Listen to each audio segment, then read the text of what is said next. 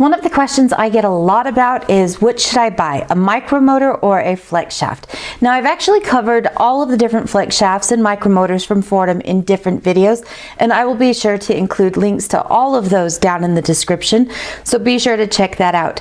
But let's hit the highlights in this video. Let's talk a little bit about what are the strengths of the flex shafts, strengths of the micromotors, and maybe that will help you guys decide which one you need.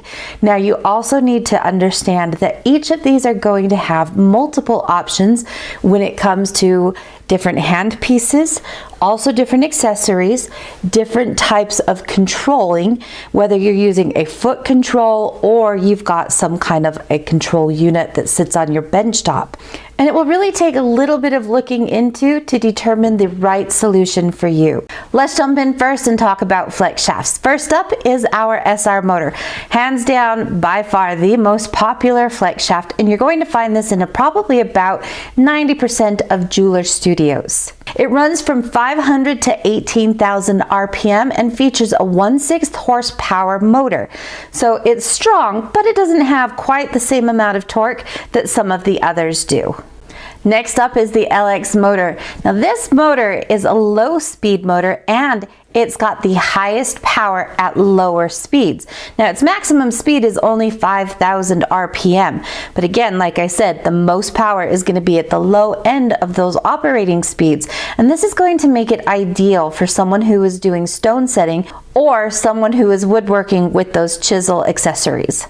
Now if you're looking for something that has a lot of power and torque, then the TX motor is what you're going to want to look at. With a 1/3 horsepower motor, this is going to be great for hogging out large amounts of wood or working with a drill bit or a burr under load. Maximum speed on this one is 15,000 RPM. You have a couple of different mounting options for flex shafts. Either you can hang them on a hanger or you do have a tabletop mounting option available as well.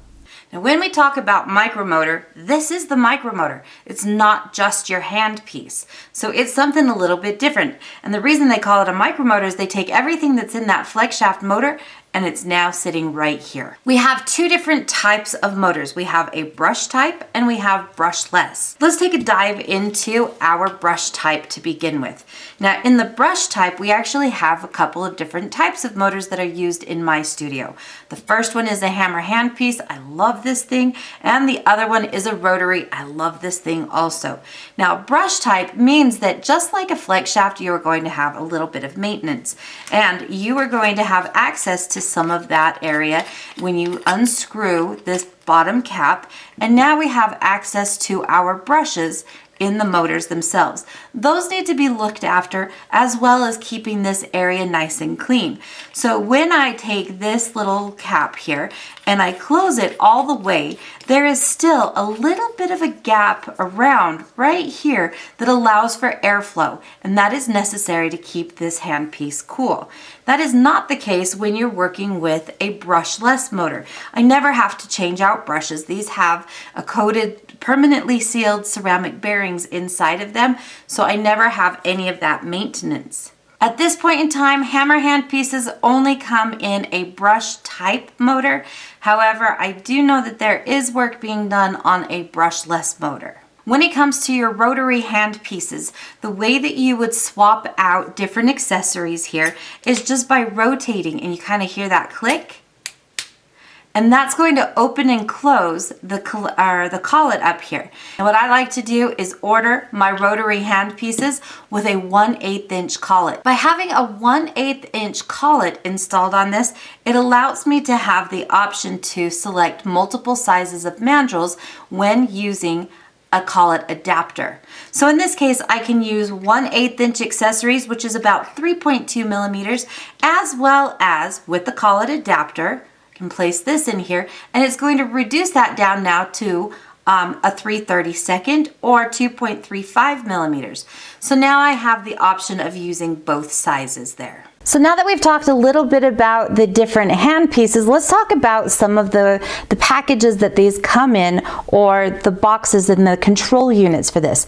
Because you still, in addition to your hand piece, you are going to now need a control unit that's going to control that speed.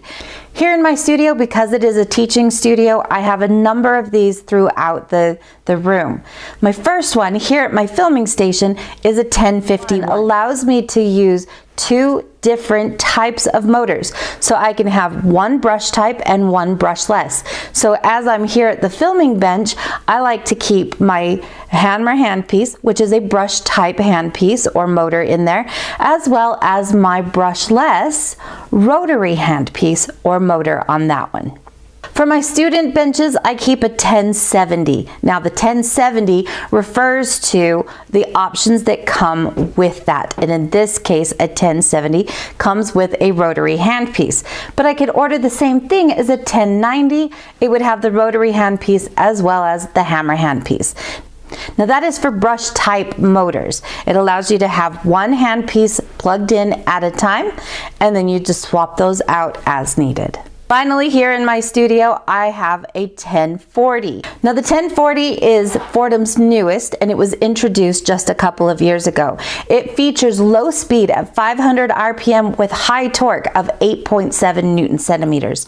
So that one is going to give us a really nice powerhouse of torque behind it. So when I'm setting stones or drilling into thick materials or trying to hog out some different materials, I'm going to have enough power behind that even at lower speeds so I don't lose control. The 1040 also has the ability to go up to 50,000 RPM. Now as a jeweler, that's a little bit more than I need, but for someone who's doing really fine detail in woodworking, it's an ideal machine. Now one machine I do not have here in my studio is the 1030, which is a portable brush type kit. Now this is not going to have a lot of torque to this, but it's going to be great for someone who needs to be out on the run. I see a lot of jewelers have these at their booths if they're at a show or something, and they can touch up some polish really quickly. It does feature a little higher speed, and again, it is portable, so it's battery powered and allows you to have that with you in situations where you may not have power. All right, we could have a whole day long class on all of the different accessories and the different settings, but this at least gives you a little bit of a high level overview of the different machines that are available. Now, like I said, I'm going to include links to each of the different individual items down below and their videos where you can find out more. In addition, I will also include another video that I did a while back, probably about 5 or 6 years ago, on Flexshafts versus micromotors. As always, like I said, if you have questions, please drop those in the comment section and I will get back to you as soon as I can. Thank you so much for watching, and if you like these videos that I do, please support me. It doesn't cost a thing. Give me a thumbs up, subscribe, and ring that bell and mark that you'd like notifications. And of course, when I have new videos, please come back and watch through those as well. We'll see you guys next time.